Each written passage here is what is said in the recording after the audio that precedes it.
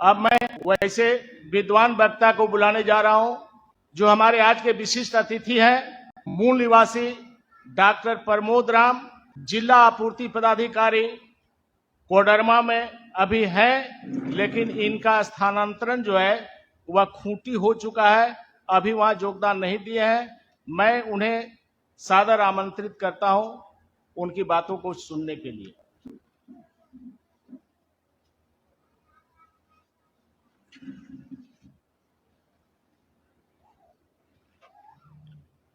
जय भीम, जय मूल निवासी। आज जो ये महत्वपूर्ण विषय यहाँ आप लोगों के बीच लगाया गया है, आखिर इसकी जरूरत ही क्यों पड़ी? क्या इसका हमारे समाज पर प्रभाव दुष्प्रभाव है? क्या है तो प्रभाव कितना है, दुष्प्रभाव कितना है और इसको कैसे खत्म किया जाए? संवैधानिक प्रावधान क्या कहते हैं? हमारे आइकॉन, हमारे समाज के महापुरखे क्या कहते हैं? इस संबंध में कुछ बातें हम यहाँ रखेंगे, क्योंकि टॉपिक पर ही हम लोगों को बोलना है। राष्ट्रीयकरण का पैगाम, निजीकरण पर लगाम। राष्ट्रीयकरण जो इसमें शब्द आया है, इसको समझना जरूरी है। इसके पहले राष्ट्र, अभी संविधान का शपथ यहाँ हम लोग जो प्रस्तावना है उसमें लिए हैं, उसमें स्पष्ट है कि भारत एक राष्ट्र नहीं है, राष्ट्र बनने की प्रक्रिया में है और राष्ट्र से राष्ट्रीयकरण हुआ है। तो बाबा साहब जो राष्ट्र किसको कहेंगे, देश और राष्ट्र में अंतर है। बाबा साहब ने कहा कि अभी कोई राष्ट्र बन सकता है जब उसमें पूरा सामूहिक रूप से तीन भावना जो है उत्पन्न हो। क्या हो? सभी व्यक्तियों का एक सुख हो, एक दुख हो और सभी का एक सपना हो। क्या ये हमारे देश में ऐसा फीलिंग आया है क्या? अगर कोई एससी एसटी या मूल निवासी का कोई भी आईएएस टॉप करता है या आईएएस टॉप करते हैं, तो क्या हम तथाकथित फॉरवर्ड वर्गों में उतनी खुशी मिलती है क्या जितना जिस वर्ग का आदमी सक्सेस होता है? उसी प्रकार से अगर किसी आए दिन देख रहे हैं कि मूल निवासी बहुजन समाज के लोगों के साथ कैसे कैसे यातनाएं हो रही हैं, वो चाहे मध्य प्रदेश का घटना हो, मणिपुर का घटना हो, उत्तर प्रदेश की घटना हो या विल्सन बानो के केस में, तो अगर किसी वर्ग के साथ कुछ अच्छा होता है तो उसी वर्ग के लोगों में अच्छी फीलिंग आती है, खुशी महसूस होता है। और एक आपका जो दोस्त और दुश्मन की पहचान बहुत दिनों से हमारा संगठन वाम से करते आया है। तो दोस्त और दुश्मन जो हमारा विरोधी है, दुश्मन है, इसको बताने की जरूरत नहीं है, आप हम सब समझते हैं। उसमें अपोजिट फीलिंग आता है। तो ये राष्ट्र नहीं है, राष्ट्र बनने की प्रक्रिया में है। और राष्ट्रीयकरण का मतलब है कि सार्वजनिक क्षेत्र के उपक्रम। सार्वजनिक क्षेत्र कहने का मतलब है देश के हर नागरिक को उस उपक्रम पर समान अधिकार होता है।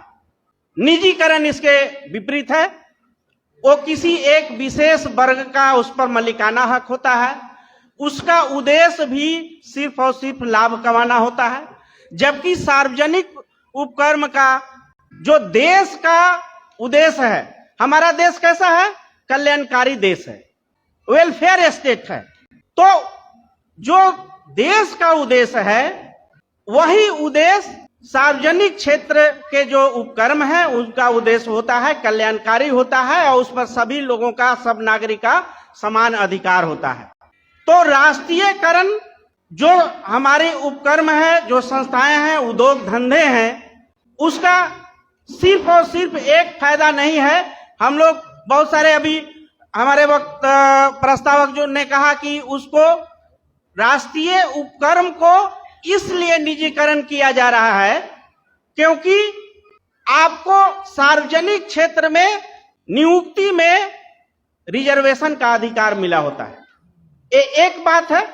दूसरी बात क्या है कि जो सार्वजनिक क्षेत्र के उपक्रम हैं, उद्योग धंधे हैं, उनसे जो प्रॉफिट होता है वो सरकार का होता है, अर्थात यहाँ के नागरिकों का होता है, और उस कल्याणकारी योजनाओं में उसका उपयोग किया जाता है।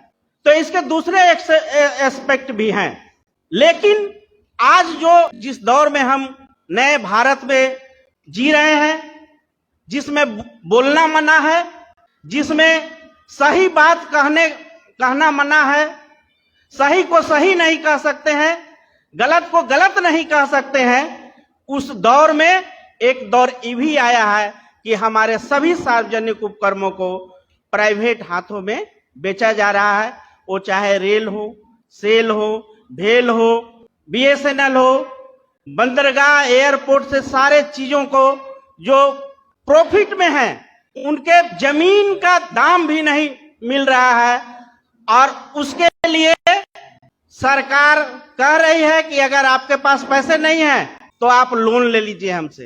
वो कौन है, आपको समझने की जरूरत है कि लोन दे रही है सरकार और कह रही है कि आप संपत्ति को ले लीजिए। मतलब सरकार का पैसा और सरकार की संपत्ति अर्थात नागरिकों का पैसा, भारत के नागरिकों का उपक्रम किसी एक दो पूंजीपतियों के हाथों बेचा जा रहा है, और उसके बदले में जो ब्राह्मणवादी पार्टियां हैं, उसके बदले में उनसे इलेक्टोरल रोल के नाम से मोटी रकम वसूली जा रही है।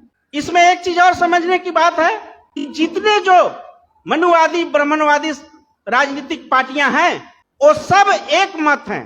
निजीकरण के विरोध में कोई नहीं बोल रहे हैं, वो निजीकरण के मत में है, चाहे वो विपक्ष में रहे कि सत्ता में रहे। तो इसको समझने की जरूरत है कि अगर हमारे दुश्मन की पार्टी एकमत है तो जरूर ये मूल निवासी लोगों के लिए, हमारे भारत के बहुजन समाज, मूल निवासी समाज के ये विरोध में, अगर विरोध में नहीं रहता तो उसको सहमत नहीं होते।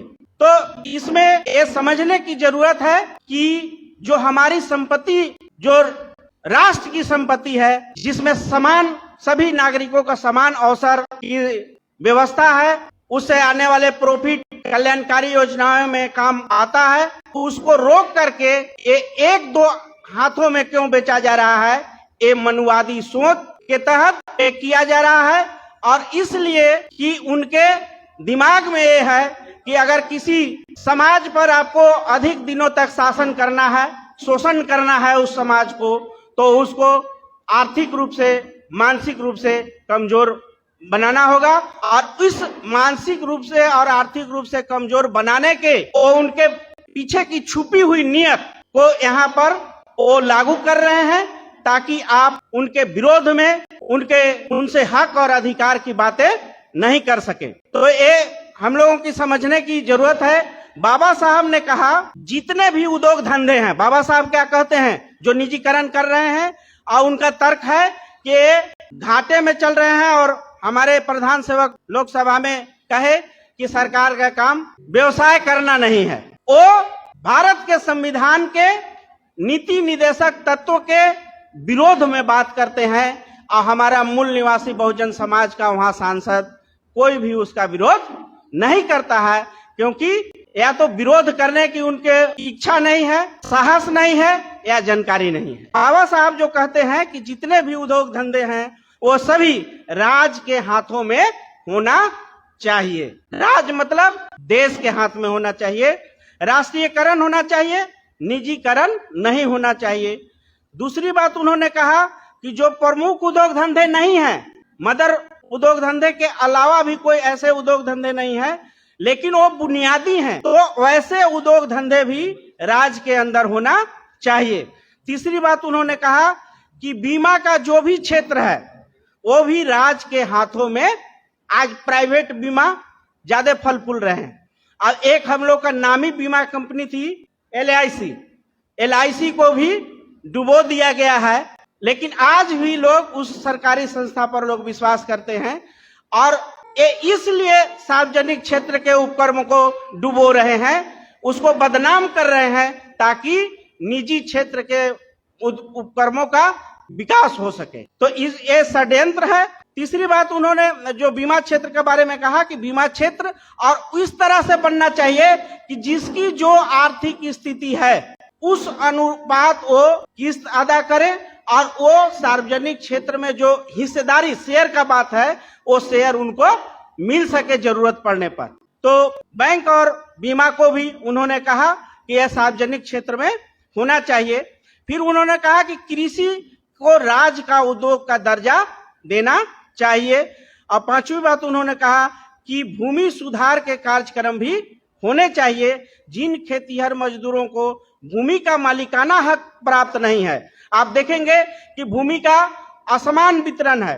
हमारे दुश्मन के पास 94 से 95% तक 15% के लोगों के पास भूमि उनके पास है और 5% पे हम लोग 85% से 90% के लोगों के पास है। घर बनाने की जगह नहीं है, खेती तो दूर रहा। तो उन्होंने कहा कि भूमि जो ये असमान वितरण है, भूमि कोई किसी बाप की संपत्ति नहीं है, ये बल्कि प्राकृतिक है, नेचुरल है। तो इस पर देश के प्रत्येक नागरिक को उस पर समान अधिकार होना चाहिए। तो इसलिए इसका समान वितरण होना चाहिए। जिन खेतीहरों मजदूरों को खेती जमीन वो मालिक वो है, लेकिन खेतीहर मजदूर के रूप में या बटाईदार के रूप में हमारा मूल निवासी समाज उसमें उपज उपजाता है और उनको या तो फिक्स राशि देता है 1 साल के लिए या फिर आध बटैया जिसको अनाज बांट देता है। उनको कुछ नहीं लगता है, वो घर में बैठे रहते हैं और हमारा मूल निवासी समाज उनको उपजा करके दे देता है। तो बाबा साहब कहे कि ये व्यवस्था जो है, प्रचलित व्यवस्था ये अच्छी नहीं है, बल्कि इसको ऐसा व्यवस्था करना चाहिए, राष्ट्रीयकरण के तहत एक फर्म के रूप में खेती होना चाहिए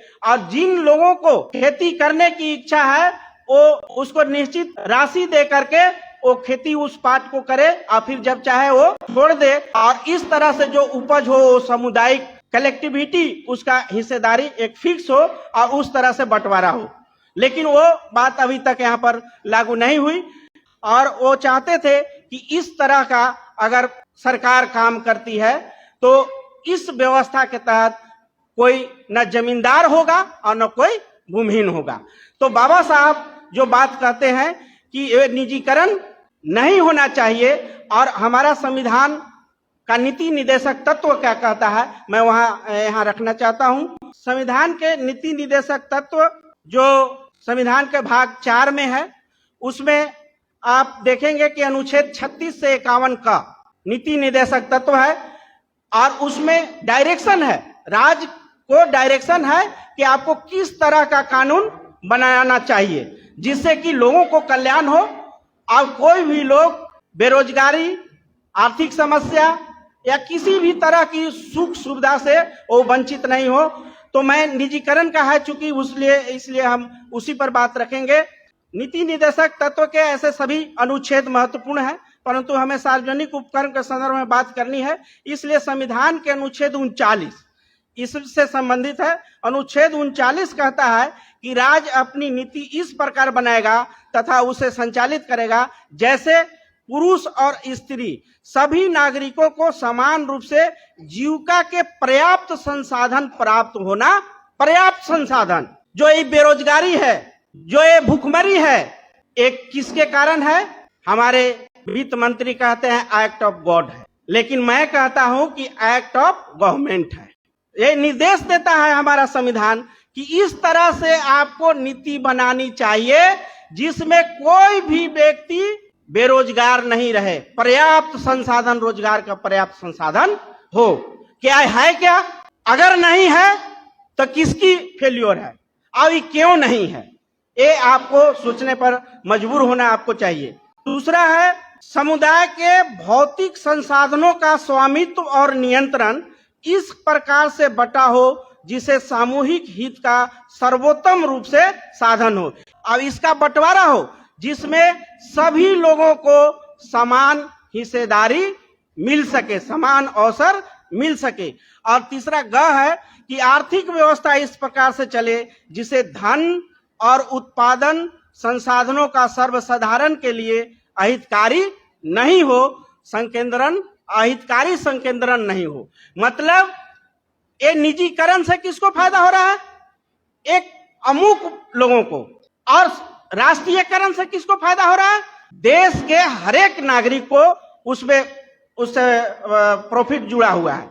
तो ये जो हो रहा है वो संविधान के विरोध में हो रहा है। संविधान के नीति निर्देशक तत्व जो निर्देश किए हैं संविधान स्टेट को, सत्ता को, शासन को, उसके विरोध में हो रहा है। और हमारे जो नेतृत्व करता है, समाज के लीडर्स हैं, उनको इसका कोई फर्क नहीं पड़ता है, क्योंकि समाज जागरूक नहीं है, समाज इस चीज को नहीं जानता है। संविधान में क्या प्रावधान है हम नहीं पढ़ते हैं। तो बाबा साहब ने कहा था कि कानून कभी किसी को न्याय नहीं दिला सकती है। न्याय कौन दिलाएगा? समाज, जागरूक समाज। अगर जागरूक समाज आप हो जाएंगे तो आप अपना कानून को अपने हक में लागू करवा सकते हैं। ये समाज हमारा जागरूक नहीं है, इसलिए संविधान की प्रति जल जाती है और हमको जू तर कान पर जू जो रेंगना कहते हैं वो भी नहीं होता है, क्योंकि संविधान का अहमियत, संविधान में दिए गए अधिकार से हम वाकिफ नहीं हैं। तो ये जो हमारा वामसेव संगठन या ऑफशूट विंग के सभी संगठन जो ये अभियान चला रहे हैं, ये जागरूकता का अभियान चला रहे हैं। और इस जब जान जाएंगे हम तो हम अपने अधिकार का रक्षा स्वयं कर सकते हैं। जबकि संविधान में बातें तो लिखी हुई है, लेकिन संविधान, बाबा साहब ने कहा था कि कोई कानून आपकी हक और अधिकार का रक्षा नहीं कर सकता है। वो समाज जागरूक होगा तो वो अपने हक और अधिकार का संरक्षण कर लेगा। इसलिए बाबा साहब ने कहा था कि व्यवस्था परिवर्तन के साथ साथ हमको शासनकर्ता जमात बनना है। शासनकर्ता जमात का मतलब है जागरूक समाज बनना है। और उसका उदाहरण है अभी जो 3 कृषि कानून थे, चाहे उनको जितनी कुर्बानी देनी पड़ी, 700 लोग शहादत दिए, लगभग 6 से 7 महीना या 9 महीना तक उन्होंने धरना प्रदर्शन दिया, लेकिन उसको क्या किया? वापस दिलाया, वापस करा दिया, सरकार को झुकाने पर मजबूर किए। क्यों? क्योंकि किसान जागरूक था। उसी तरह से जो SC/ST एट्रोसिटी एक्ट का हुआ था, उसको आप उदाहरण के तौर पर रख सकते हैं। प्रोफेसर का बहाली में 13 पॉइंट रोस्टर था, उसमें बहुत सारा घालमेल था, उसको वापस हुआ। तो ये समझने की जरूरत है कि अगर हम संविधान के बारे में और अपने हक अधिकार के बारे में जागरूक रहेंगे तो हम अपने अधिकारों का संरक्षण कर सकते हैं। कहा में है कि समान काम के लिए समान वेतन, चाहे वो स्त्री पुरुष कोई हो, ये जो हम लोगों को मिलता है, ये नीति निर्देशक तत्व हम लोग जानते सब हैं, लेकिन संविधान में कहां से अधिकार मिला ये नहीं जानते हैं। तो ये हमको नीति निर्देशक तत्व में जो दिया गया है वो लागू हुआ है। इसलिए हम सरकारी नौकरी में चाहे महिला हो कि पुरुष हो, एक पद पर होते हैं तो एक वेतन मिलता है।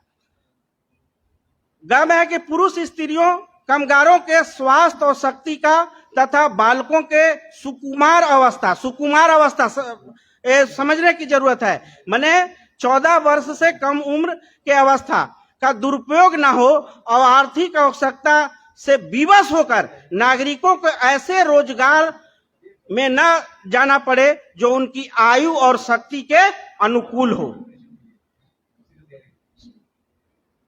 न जाना पड़े मैंने प्रतिकूल हो। जैसे 14 वर्ष के बच्चों का आप देखेंगे कि उनको खतरनाक क्षेत्र में काम करने का नहीं है। और यहां कह रहा है हमारा नीति निर्देशक तत्व, संविधान कह रहा है कि सरकार को ऐसी व्यवस्था करनी चाहिए जो कोई आर्थिक विवश होकर वो किसी तरह का वैसा काम नहीं करे जिससे कि उसको स्वास्थ्य का हानि हो। वो शक्ति के अनुरूप काम करे, शक्ति से ज्यादा। किसी को अगर बच्चा को 20 किलो उठाने का ताकत है तो 25 किलो 30 किलो उठाने के लिए वो बाध्य नहीं हो। लेकिन आज जो हमारे बहुजन समाज के बच्चे हैं, कूड़ा करकट चुन रहे हैं, मजदूरी कर रहे हैं, तिहाड़ी मजदूरी कर रहे हैं, तो आपको समझना चाहिए कि यह नीति निर्देशक तत्व में जो दी हुई बातें हैं, संविधान ने सरकार को निर्देश दिया है कि ये पालन होता तो ये संभव था।